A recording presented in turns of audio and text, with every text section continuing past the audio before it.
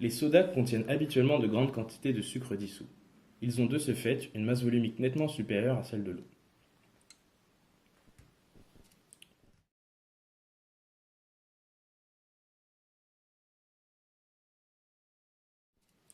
Plongée dans l'eau, une canette de soda sucrée coule car elle subit une poussée d'Archimède dont la valeur est inférieure à celle de son poids.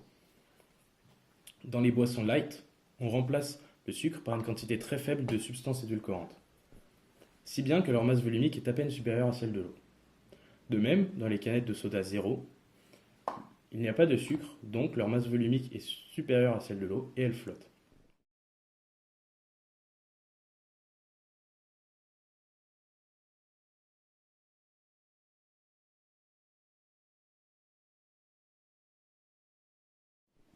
Les canettes remplies en usine contiennent un peu d'air qui suffit à rendre leur masse volumique inférieure à celle de l'eau, à condition qu'elles ne soient pas alourdies par des gouttes se trouvant sur leur face supérieure.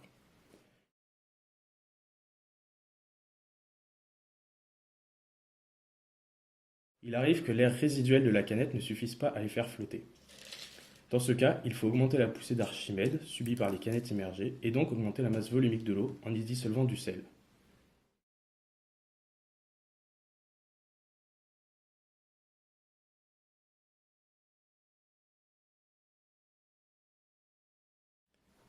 Les masses volumiques du soda normal et des soda light sont suffisamment différentes pour que leur comportement soit bien différent.